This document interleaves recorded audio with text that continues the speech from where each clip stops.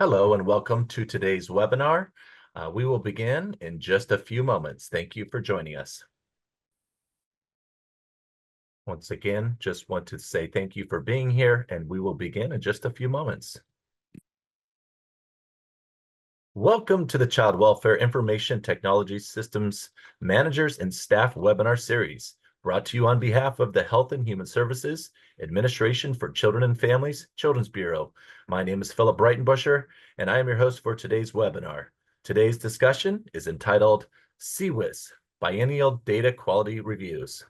We would like to encourage your active participation in today's webinar. And there are a couple ways for you to participate. First, you can ask questions throughout the presentation using the Q&A feature at the bottom or top of your screen by clicking on the icon that looks similar to the one on the right of my screen here, the Q&A icon. We do ask that you submit all questions using the Q&A features rather than the chat feature. That way we can archive your questions and be sure to respond to each of them. You can also ask a question over the phone using the raise hand feature, and then we will private chat with you. So please check your chat there, and we will just confirm you're ready to ask your question live. Then we will unmute your phone line or your microphone line, and you can ask your question live. If you've joined us by telephone, you can dial *9, and we will be able to unmute your line that way. When you leave the presentation and the webinar, please complete the satisfaction survey by clicking on the link. We do appreciate your feedback. We use it for planning and improving our future webinars. After today's webinar, if you have further questions, please email those questions to cwis.questions@acf.hhs.gov. I'd like to now introduce our speakers for today's webinar. Our federal presenters will be Spencer Wilder, Federal Analyst with the Division of State Systems, and Tiffany Gardner, Federal Contract Support for DSS. Our state panelists will include Brian Washok of New York and Rebecca Coleman from New York. From Utah, we will have Jennifer Larson and Jonathan Hauser. Once again, I'm your moderator, Phil Breitenbuscher, and I'm also Federal Contract Support with the Division of State Systems. It's now my pleasure to hand things over to Spencer. Spencer? Thanks, Phil. So here's a look at our agenda for today. As always, we want to make sure that our guidance is always grounded in regulation. So we're going to start with a brief overview of the regulation and the details. From there, we'll transition into our two state presentations. We intentionally placed our state presenters second on the agenda to make sure that there was enough time for them to really share their experience and lessons learned and comments about the biennial review process. And then lastly, we want to provide some details around our guidance and some tips and possibly some upcoming TA about the biennial review process. So let's go ahead and get started. Next slide, please. So subsection D3 of 1355-52 is really the regulation that deals with the biennial reviews. And it just simply states that states are required to conduct the biannual data review process. For ease of understanding, it's probably best that you split this regulation into kind of two halves. That first half is really dedicated to your automated functions, and then the second half is really dedicated to your bidirectional data exchanges. We recognize it's relatively short in comparison to the other CWIS regulations, but really want to draw your attention to the blue highlighted areas referencing the paragraphs that your biannual review process should address. Once you expand these paragraphs, you get a much more detailed view of the areas that really should be the focus of your biannual review process. Next slide, please. So, for example, if we're just looking at your automated functions, and these are paragraphs B, D1, and D2 of the regulation, you get an idea about all the areas that we are expecting your biannual review process to cover. You'll notice that a lot of these areas are pretty large functions and are pretty much comprised of smaller functions. So for instance, if you're looking at case management, You know, case management is very broad. And if you break that down, it could include assessments, it could include case plans, case notes, service level data. There are pretty big buckets. Um, but the intent here is that your biannual review process should address all of these issues. On the right side, you're going to notice the goal or the intent of what your biannual review process should really be looking for. So, in terms of um, the what you're looking for is that we're trying to make sure that your data is timely, accurate, and complete. Whether or not you have alerts and notifications to staff about being able to enter that data, making sure there's no data reentry. So making sure there aren't multiple places within your CWIS solution where that data is recorded and shared. And then what kind of reports are you generating on a regular basis to keep folks aware of those data quality issues and hopefully improving them? Next slide, please. The second half, here again, if we're talking about your data exchanges, you know that there are mandatory data exchanges within all CWIS solutions. And so on the left side, you get an idea as to the fullness of all those data exchanges and what your data, your biannual review process should be dedicated um, to at least covering.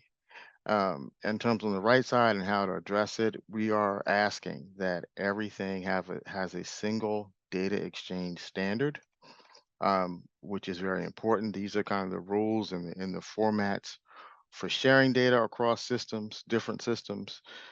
They include common formats around how the data is stored, shared, and their overall format, whether or not you're using CSV or JSON or your XML. But there should be only one data standard as you're working through your data exchanges. So the point of these slides is these two slides is not really to overwhelm the state, but it really is to present a full picture of what we're expecting to be covered through your biennial review process. We really encourage states to examine your practice, your policy, and your processes, and determine those areas that are representational of your or representative of your full CWIS solution, and really what should be monitored. The important thing to remember is that your biannual review should include a way to monitor every one of the standards in your DQ plan. Um, Here again, we're not asking you to do this out of the gate. And we know that many of you are relatively young in your kind of data quality and biannual review process. Um, and we also understand that we have encouraged you all to start small, start where you are with your DQ plans. And we're not asking for every data element to be examined and reviewed, but we are asking is that um, you really review your DQ plan because your biannual review process is only as robust as your DQ plan. The two are linked. So as your understanding of data quality issues matures, so should your biannual review process. You really should work to develop a repeatable process that starts to get at every part and every portion of your CWIS solution. Next slide, please. Here we go. So before moving into the state presentations, wanted to give a real simple illustration of the relationships between these CWIS components. So each of these circles builds upon and supports and is reinforced by the other. So within your CWIS, you have a number of automated functions, and these functions capture just about everything, every aspect of your child welfare work to prevent and really to prevent child maltreatment and really provide services to vulnerable kids. Within each function, there should be a set of standards on how you all are measuring how reliable, valid, and accurate the data is within each one of these areas. Um, we'll touch on this a little bit more towards the latter part of the webinar, but the idea is that you should have data standards that really talk about how well you're making sure that the data within your system for each function can be trusted. And then lastly, which is really the focus of today's webinar, is the biannual review process is really the way that you monitor and examine and measure whether or not there are issues threatening your standards, your data quality standards, and how you're working towards resolving those. The overall goal here is really to reduce risk of inaccurate data. Without understanding the part that the biannual review process plays in this kind of an ecosystem, um, ultimately there's going to be little trust in your data and little trust in your overall CWIS solution. So just as a reminder, this covers the basics of the overall regulations. Um, and we just want to remind everyone that this is an opportunity to get information. And so here again, I know that Phil mentioned it early in the webinar, but the Q&A section is open. And so if you have any questions, please feel free to ask those questions. We will either answer them live or you'll receive a written response. But now is the time to ask. And so with that, next slide, please. So with that, I am happy to introduce our first state presenter from the state of New York, and I will allow them to introduce themselves and talk to you about their experience in actually conducting the biennial reviews. Okay. Thank you, Spencer. And hi, everybody. My name is Brian Washak, and I'm with New York State Office of Children and Family Services, and I am the Director of Program System Support as well as CWIS. So in my position, I am a liaison between our New York State ITS and the program side for any systems needs here in New York State, as well as the Director of CWIS. I'll pass it off to my colleague, Becky Coleman. Good afternoon. I'm Becky Coleman. I'm the Director of the Office of Research Evaluation and Performance Analytics, or REPA, as we say, since it's a bit of a mouthful at OCFS. And I'll get into this a bit more in a moment, but my office is really sort of central to a lot of the data discussions that happen at the agency. We are responsible for all of the federal reporting, state reporting, and oversight and management of our data warehouse. So we touch on data quality in just about all of the work that we do. I think if we want to move to the next slide, Brian, you're going to walk us through our structure. Absolutely. Thanks, Becky. Okay, so our CWIS status. So we are a CWIS transitioning state with our connection system, which is our primary child welfare application here in New York, as well as our data warehouse, which is Becky's team. And our current CWIS timeline brings us to 2027 at this time.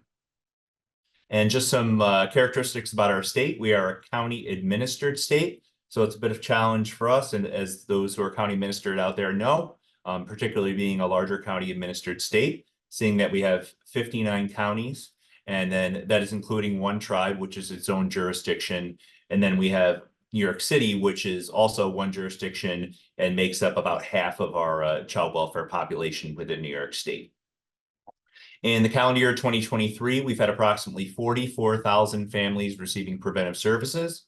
We've had 149,569 registered Child Protective Services reports and 14,834 children in care and custody as of December 31st, 2023. Next slide. Okay, and I'm going to talk a little bit about our organizational structure here in New York, as well as the key players which do all the work here as far as CWIS and data quality. So we have the Bureau of Strategic Systems Innovation, which I am part of, and the acronym is BSSI.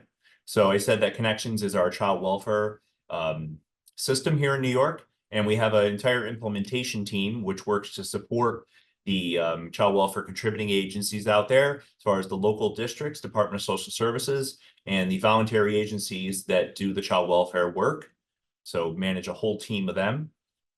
We also have a change board for any changes or potential changes to our connection system, which is a collection of OCFS staff, program staff, legal staff, and some local district staff and New York City staff, which we present potential changes to our CWIS system to, and they get a chance to comment, and then we accept the changes or reject the changes based on the information that's shared in those meetings.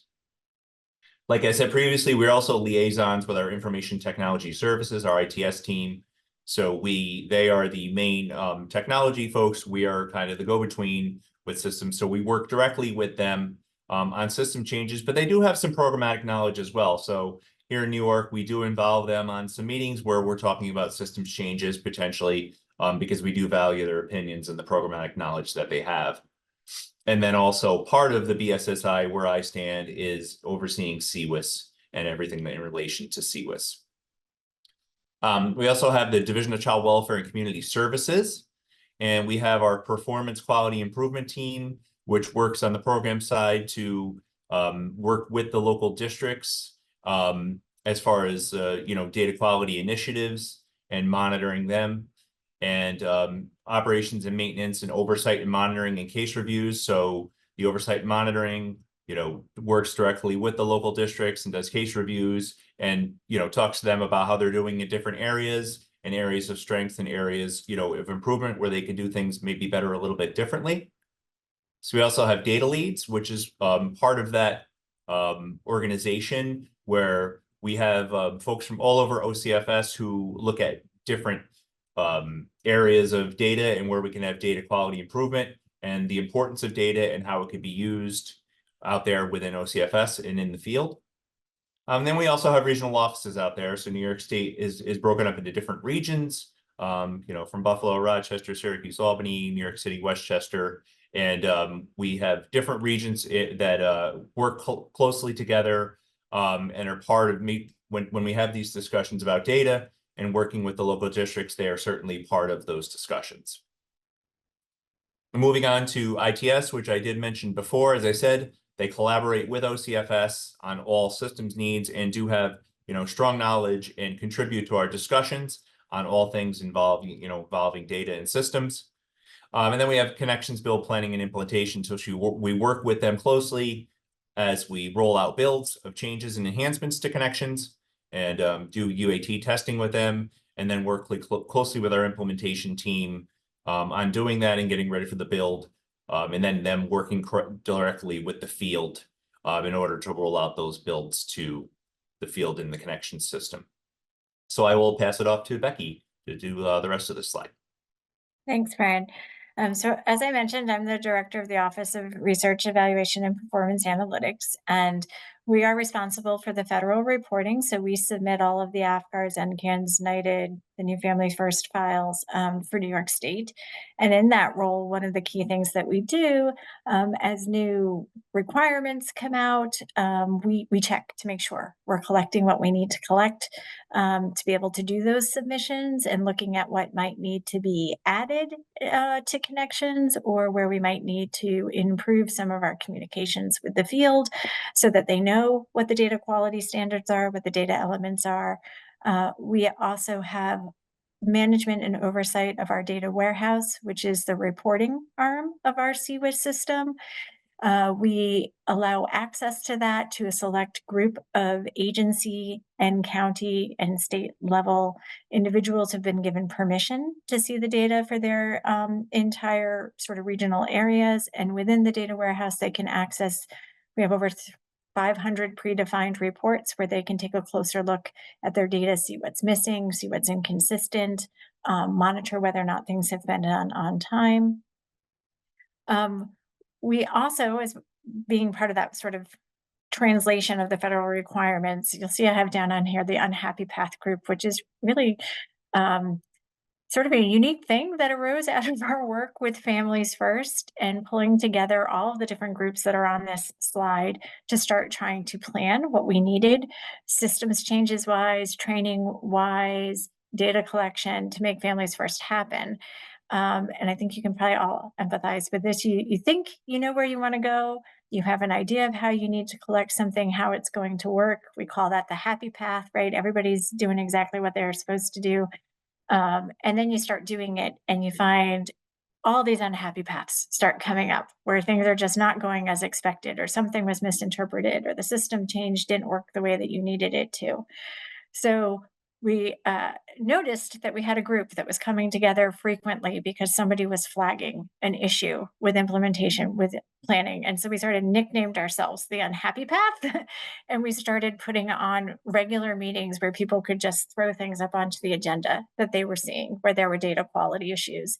And that group and that core really became sort of central to how we are doing our biannual data quality plans, because we had this great cross-section of people in the room who were discussing data issues in real time, trying to problem solve them together in real time.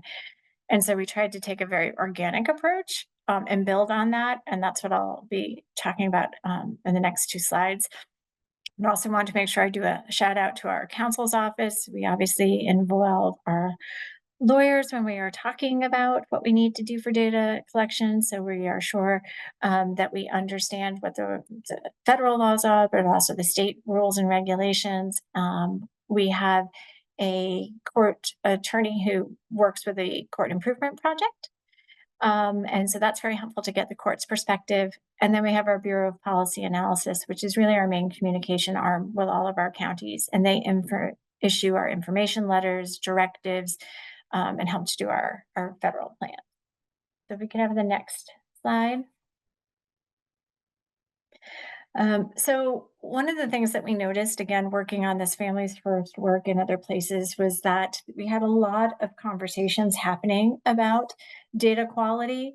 And in my role, over our research office, I was sitting in or hearing those in many different rooms.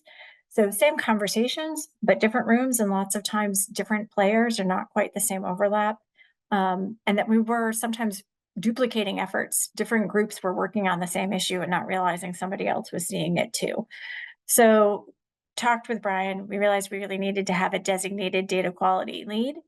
So my team agreed to take that on. And what we did was sort of take all of those members that we just mentioned on the other slide and people who were already participating in our Unhappy Path work group, pulled them all together and said, we need to sort of make this more formal. So we wanted that group to establish our list of data quality and concerns to help us identify and prioritize what we were going to work on, and to try and, like I said, integrate. So if somebody was mentioning a challenge that the field was having with being able to enter something, and we could see the challenge that was having on, say, one of our CFSR metrics, that we were bridging those conversations. And we wanted to use that group to then establish our work groups, figure out our priorities, and to be able to get all of the right expertise in the room, because often these problems are multifaceted, right? It's not just a system solution that's going to do it, or additional education or training. You need to hear all of the perspectives and sometimes approach it from multiple prongs. The other thing that happens, again, sure, not unique to New York, is that some of these things require a higher level decision or somebody who can make the final authorization. And it could be challenging to get on to the calendars or the scope for those folks. So we had this work group, we thought we could triage and only then move up the things that we really needed to. We can go to the next slide. So what we did was we invited all of those groups to come and sit down with us. And I took some of the different pain points and issues that we had been hearing, across the different months from the Unhappy Path, used that as a starting list, brought the group together and asked them if they could really help us flesh those out, if there was anything else they needed to add. So we ended up generating a list, I would say, of probably about 15 or 20 different pain points. Some were coming from Brian's Connections implementation leads, where they were out in the field with the counties, with the agencies, and they didn't understand something that was in the system, or they were looking at data warehouse reports that we had for them and they didn't think something looked accurate, or it didn't give them everything that they needed. So they were emailing my team, or we were looking at our AFGAR's compliance and what we needed to make improvements there. So we listed them all out, and we sort of had a template where we asked groups to go through, identify what the problem was, what impact they thought it was having, what might be some of the potential solutions. We put those all out on a SharePoint. We asked everyone to go in and review them, to vote on what the top priorities would be. When we had those votes in, we brought everybody back together and we picked a top 4 to start working on, and then identified who were the key players from, again, policy, from legal, from the data systems, from ITS, from CCWIS, who thought they could contribute to that conversation or wanted to be a part of it, and set up those sub-work groups. So I'm in charge of one, Brian has one, we have another one on AFGARs that one of my staff is leading. Our PQI lead is working with the counties on timeliness and trying to understand the workforce issues there. Those work groups, subgroups meet on a regular basis, and then we're bringing the larger group back quarterly to talk about the targets that they've set, the goals and the timeframes, and how we're moving on those. So again, we really tried to take an organic approach, start with the things that people were already raising and bringing up, and then bring as many people into the room as we could to talk about them and try to identify our problems and solutions. And I think we can go to the next slide. And Brian's going to share some of our lessons learned. Okay, thanks, Becky. So as far as our lessons learned, to be inclusive and to have multiple voices and perspectives needed. So as I outlined a little bit, and as Becky talked about, we're kind of complex in New York here with different folks as far as our office and the BSSI and ITS and program sides, regional offices, legal. So really don't hesitate to think of all the people who should be in the room here for these discussions, because you certainly don't want to get through having discussions and then realize you left out some key stakeholders. Clearly designate a lead, because you don't want, although you're going to have all these different voices in the room, you want to make sure that you think of the best person to lead the group, with any group you want, so that you have a designated person and a person with a good amount of knowledge to be able to, steer the group in the right direction. To look for a balance, strive for a mix of complex challenges and easy wins. So a lot of times, with this and looking at data and looking at data quality, there might be some things out there that we can look at and say, this would really help, and we think this would be relatively easy, because there's, surely there's a lot of complex things out there, but with easy things, a lot of times it's helpful to, get something under your belt, so to speak, and say, we did this and we made a difference. Even though it was easy, at least it was something we could check off our list, so to speak. And then make it real and connect it with day-to-day work and outcomes. So we talked really about, like, kids in care as an example, and we talked about the, the number of children we have in foster care here in New York, but reducing the number of children in care, and getting a better idea of how many children are in care are real world outcomes. We also have, and Becky mentioned different groups we have a group around multiple person identifiers, which is a problem that we have here. And a lot of people in their systems, their child welfare systems probably have. If you have person IDs, you probably have a problem where you have multiple or duplicate person IDs. So in making that real, we look at child safety, right? If you have multiple person IDs for a child, or for a caretaker, you link that right back to child safety. So if you're trying to, get the field to be responsive on this, you try your best to link it back to things that are real and have to do with real world things. Okay, thank you. That's all we have here in New York. All right. Well, my thanks to both you and Rebecca for giving us that overview. I want to stop just for a quick second and see if there are questions. I think we have a few questions. Yeah, in the thank you, Q&A Spencer. to answer. Yes, let's I think this one can go to Becky first. When you say my team, how big is the team? So I guess I should point out there's a few different teams. If you're talking about the unhappy path group, we have about 15 standing members to that. Again, they come across all of those sort of 6 major groups that we outlined on the slide with our organizational structure. And those individuals are really our key or our link into their larger divisional or office areas. If we need them to bring in more folks, they act in that role. In terms of the Office of Research, if that's the question, we have a staff of about 30. Wonderful. And let's see, we have just one more question, and I'll just throw it out to both of you and Brian. The question has come in: did you include a master data management or MDM capability in New York? So I have to. Oh, go ahead, Brian. Go ahead, Becky. Yep. Well, I was going to say, I'm going to be honest that language is not language that I think we are using as much. But I was looking at the chat and the questions there in terms of, do we have a master record and client identifier? And the answer to that is certainly yes. That speaks to the one of the projects Brian was mentioning we were doing in terms of our multiple person IDs where we're trying to make sure that we have a single client identifier, and that we can clearly match records to those. And that's one of the things that we do monitor. It's one of our primary data quality goals that we have currently, that we can look into the system and try to see how often we have individuals who look like they could potentially be the same person, and that we're putting that data in front of our counties for them to be able to make an evaluation as to whether or not those records should be merged or not, and recording their decisions. Great, thank you. Brian, did you want to add to that?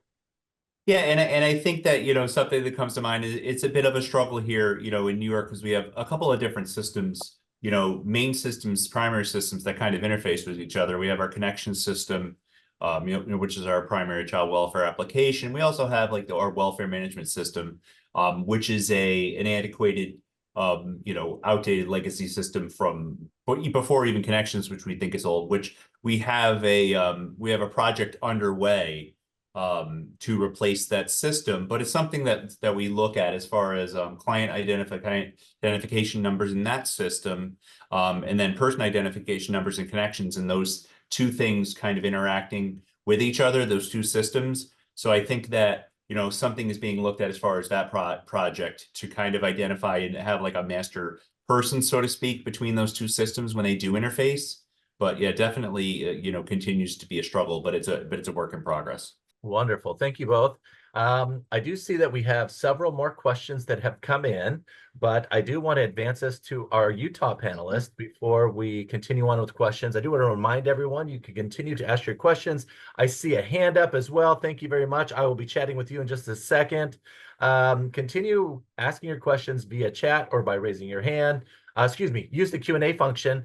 Try not to post your questions in the chat feature if you don't mind. We will ask you to move those over to the Q&A. So continue to ask questions using Q&A, and we will have more time for questions following our Utah panelists. So at this point, I think we're ready to hand off to our Utah team. Thanks, Phil. So just by way of introductions, my name is Jennifer Larson, and I'm the business manager for our CCWIS project. I come from the child welfare side and have been working in child welfare for the past 25 years. And then Jonathan Hauser, he's our technical manager, and he's also been with the agency for about 25 years. So just a little bit about Utah. We are state administered. We have 29 counties.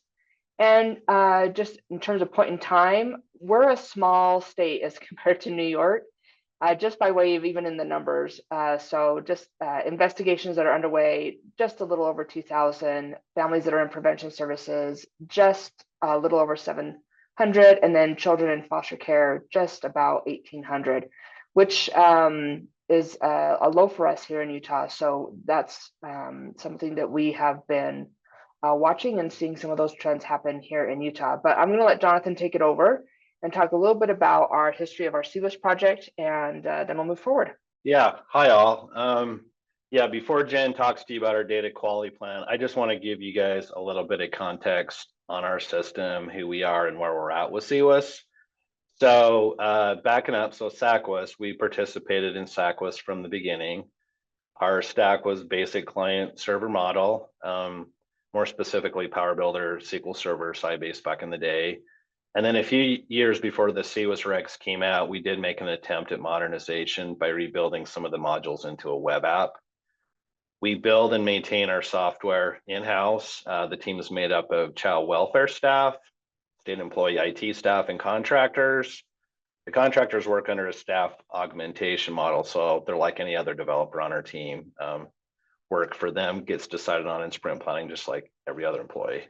So that's kind of the team and the legacy stack. So fast forward to CCWIS, a lot went into deciding, one, if we were going to participate, if we were going to do it in-house or vendor, big bang or a module at a time, and what technology and architectural style we wanted to use. Those details are definitely topic for another webinar, but out of that, here's where we ended up with our stack. So on the client, so the portion that the users interact with, we're doing Angular framework with material component libraries. Our middle is .NET Core microservices for our APIs and gateways. The great thing about Core is we can run on Windows or Linux, although we're really wanting to get out of the server game, so we're going to be containerizing those.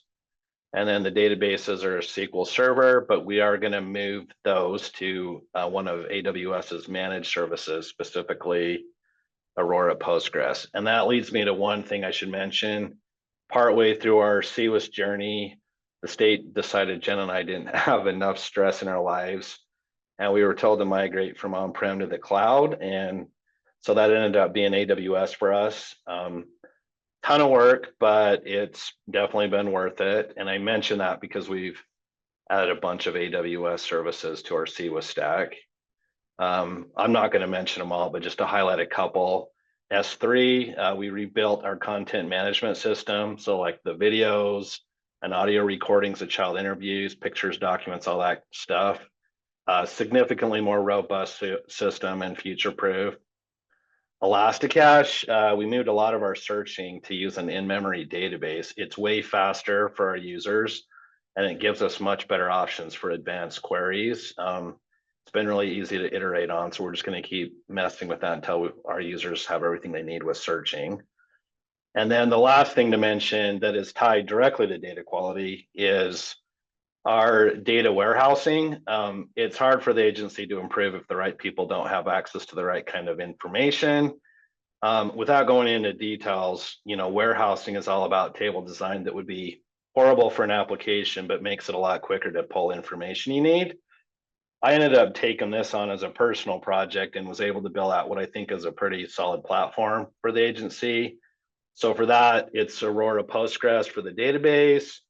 I'm using various AWS services for the extract, transform, and load, and then QuickSight is the business intelligence tool. So that's kind of our stack. There's more that we're doing. We're even dipping our toes into AI with some unit tests and things, but again, that's a topic for another day. I'll just finish up with how CWIS is going for us. I think it's good. One of the ways to kind of test that is, I feel like the CWIS design system is supposed to help our teams keep up with changing technology. So how has that gone? As one example, kind of in the weed example, we originally started with Prime NG as our component library on our clients. It's a great product, but we ran into several issues and it was starting to hold us back.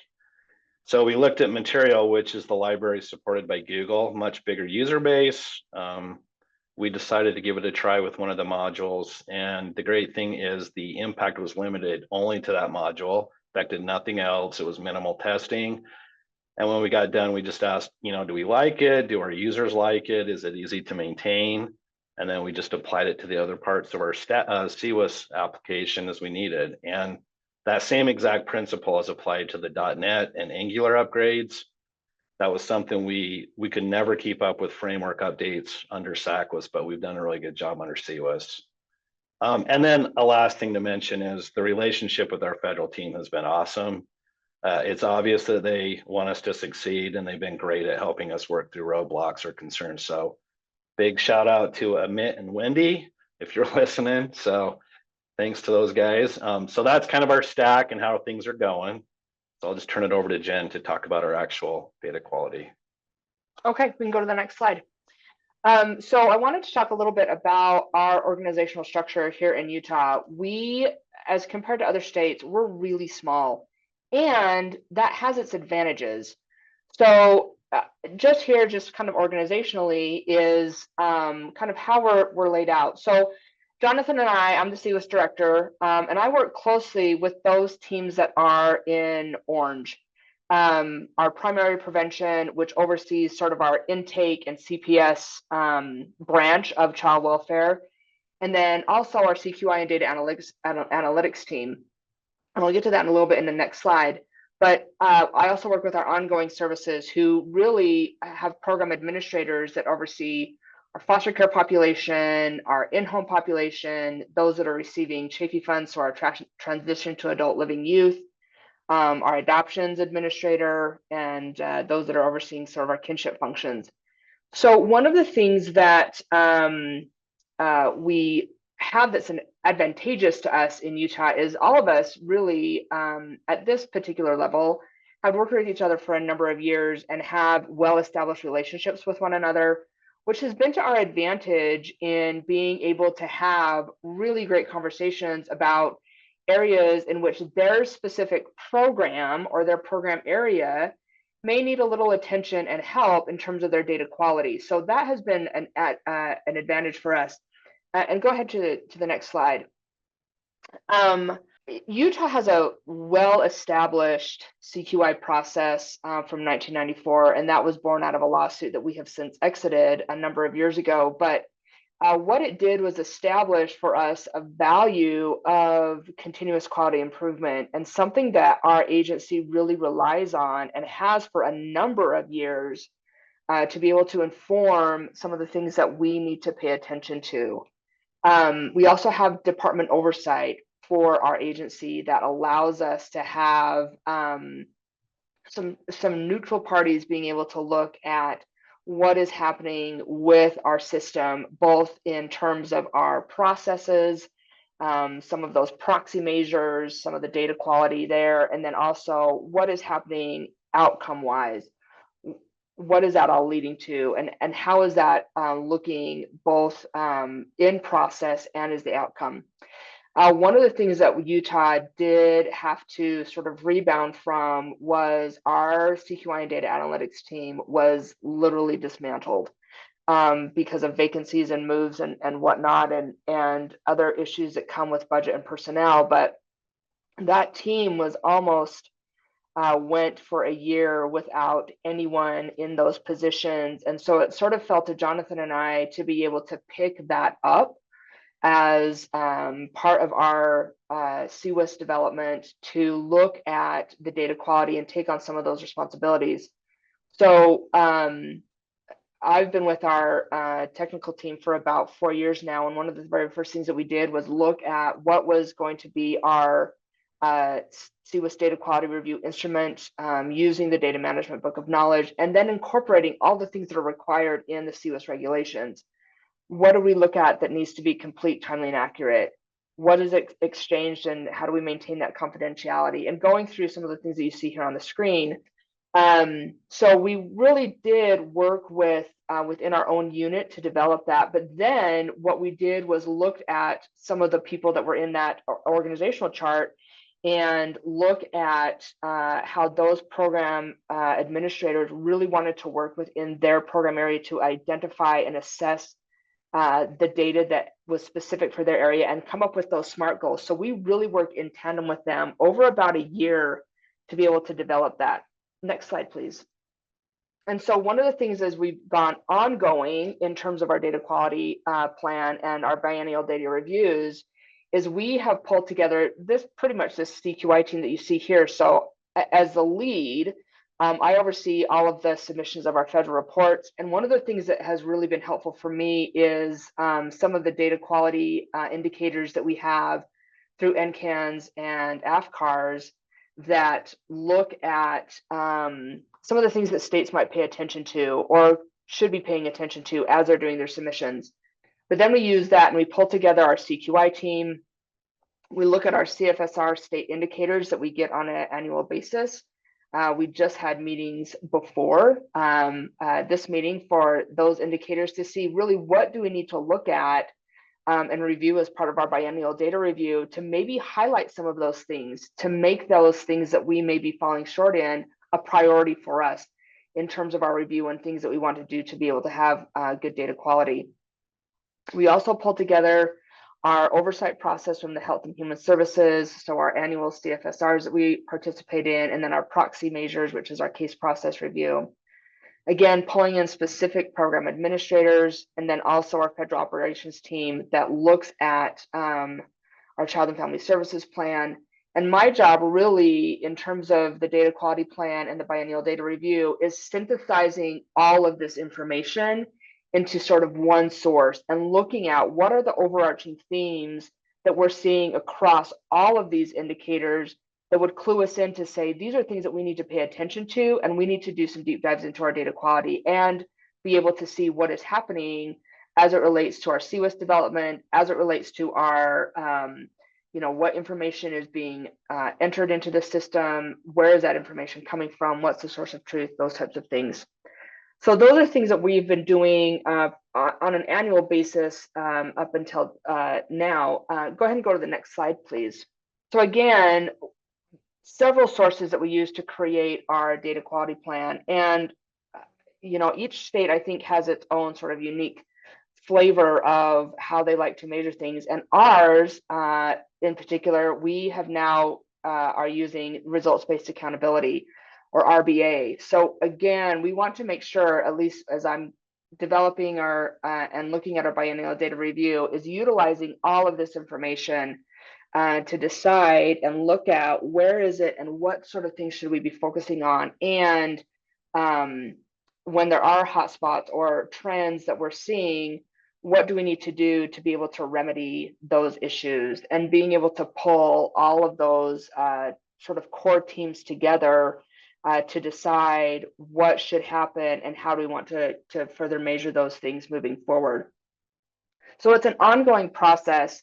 One of the things that we noticed when we first started doing the biennial data review and the data quality plans is we had to overcome sort of this hurdle of knowledge that anyone even knew what the data quality plan is and the biennial review, and be able to get some buy-in specifically from program administrators to say, okay, these are issues that I have within my particular program area that I want to have some conversations about, to look at, and to be able to strategize around to be able to do that.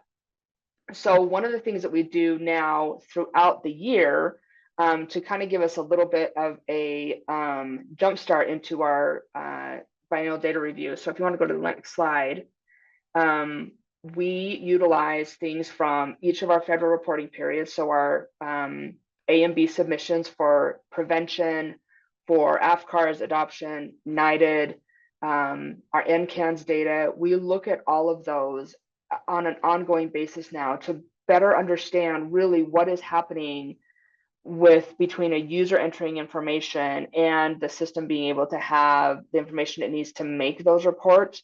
So looking at some of those disconnects that we have, and we've already identified some areas where we really do need to have maybe some re-engineering of some of our user interfaces to better enhance or to make the user experience a little bit better, so that we can get better data for those for our federal reporting.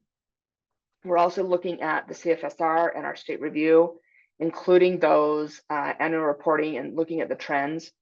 We also have in our state, we're divided into 5 regions geographically, and each of those regions has some practice improvement coordinators that work with our CQI and data analytics team, and looking at what are they looking at on a monthly, what's important to them that they maybe want to see enhanced or better utilized in terms of not just the data quality, but also how CCWIS is interacting and supporting the user experience with that. And then we also have some what we call canary reports.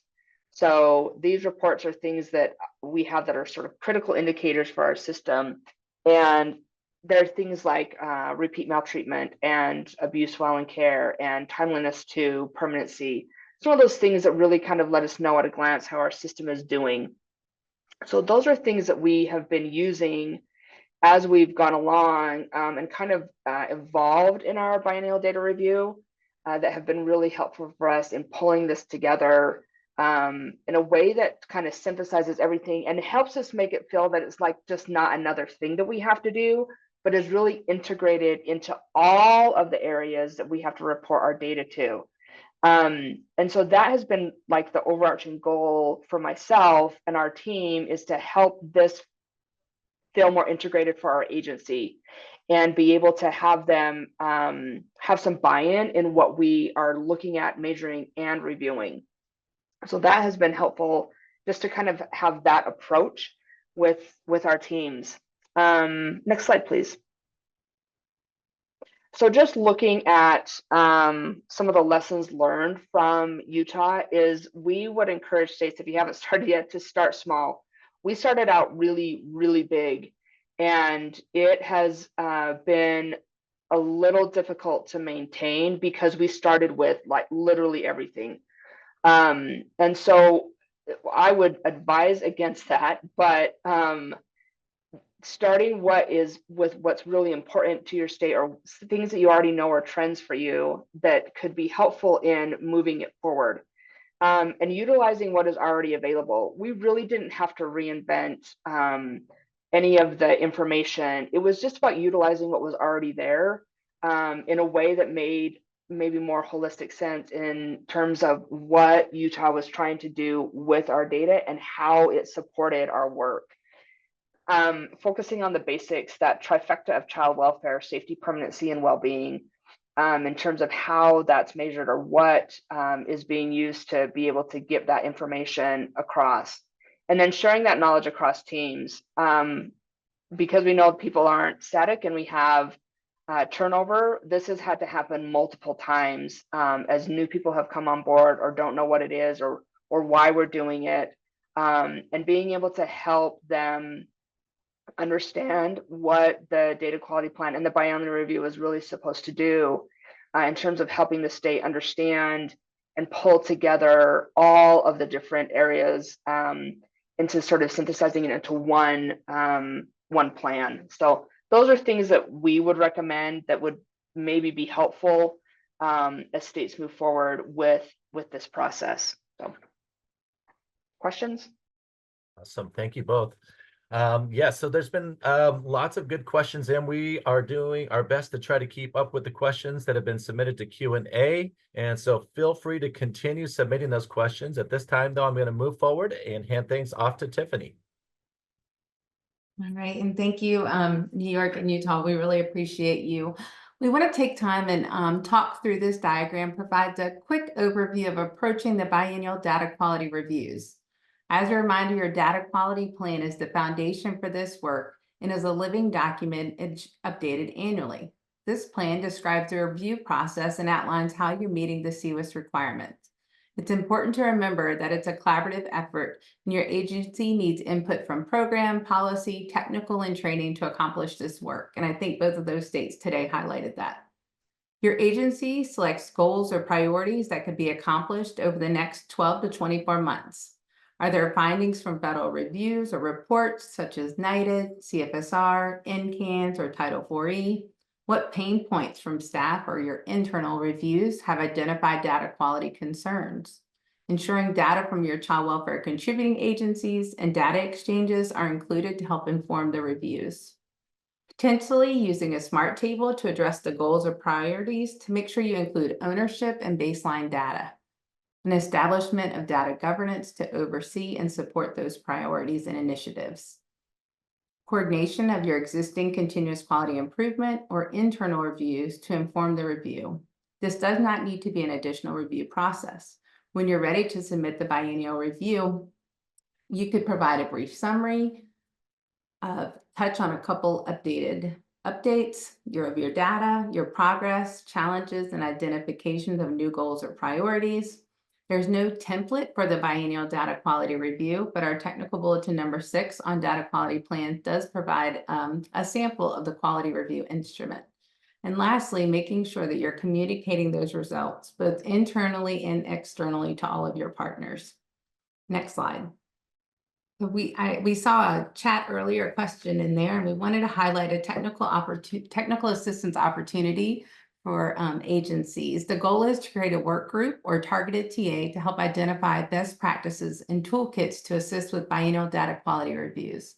Participating in this TA will assist agencies with a better understanding of their data, providing peer-to-peer learning, and create a model to help inform child welfare outcomes. The meetings will occur monthly for approximately an hour. There'll be internal working sessions within the agency between these meetings. We anticipate it will last between 6 months to a year. And if your agency would like to participate, please send an email to CCWIS email or please reach out to your federal analyst. We look forward to partnering with agencies to provide more tools and resources regarding biennial data quality reviews. Awesome. Thank you so much, Tiffany. And we do have a couple minutes for questions. I'm going to see if we can get our panelists to respond to some of these questions real quickly here before we wrap up today's webinar. So I'm going to throw this to the New York team. Does your transition CWIS have the ability to pull all the required data for biennial data quality reviews? Hi, I think that's Becky. Could you take that question? I think our connection system, not so much. I think that's more data warehouse. So Becky, if you want to answer that. Sure. Yes, for the most part, right? We are also setting up SMART goals for the items that we have picked for each of our biennial reviews, and we get that baseline data. So, for example, one of them is the timeliness for which our movement codes are entered. We have a 90% goal that everything will be entered within 30 days. And we can draw down data from our CWIS system that allows us to look at when did kids physically move versus when was the date that those movements were entered. And so we have then in the data warehouse reports that counties can go in and run on demand, and they can see across all of their different movement codes what was the length of time between when something occurred and when it was entered, how many are meeting that 30% goal or within 30 and 60 days or more than 90 days. We break that out for them across all the different codes. They can drill down to like where it's coming from within their county. So we do try to connect as much as possible our CWIS data and the ability to look back at it to the goals that we've set. So that's just sort of one example of how we're doing that. Awesome. I do want to point to our chat and bring attention to the survey that's now been placed in the chat for folks. If you'd like to take that survey now, that would be great. Let's see here. This question you may have just answered, Becky, but I'll go ahead and read it. Are there documented data quality standards that your teams adhere to ensure data quality in SACWIS or CWIS? Yes. So each one of our goals that we're setting, right? We're putting on a time frame, we're putting an amount of improvement. Sometimes we're doing that incrementally. Again, our multiple person identifiers is, I think, Brian, a good example of that one, right? We had a larger percentage than we would like, larger volume, and we have been slowly raising the bar for that expectation over time as we're able to see how we're doing. So we're constantly looking at those metrics and providing that right feedback to our team, and then hopefully through that to the field so folks can see where we're going and where we're hoping to get to and adjusting as necessary. Okay. And I think if we could do, I think actually it looks like we've responded to all the questions at this point. There may be a few additional questions in the chat. We want to let you know that you can continue asking your questions at CWIS, or you can email your analyst or at our CWIS email address also. And we can drop that in the chat now too. I would like to ask for your participation in our survey as we wrap up today's presentation. That you can find the survey in the chat, and it will take less than 5 minutes. I promise you, less than 5 minutes to complete the survey, and we use that for improving our future webinars. All your responses are voluntary, and your responses are anonymous as well.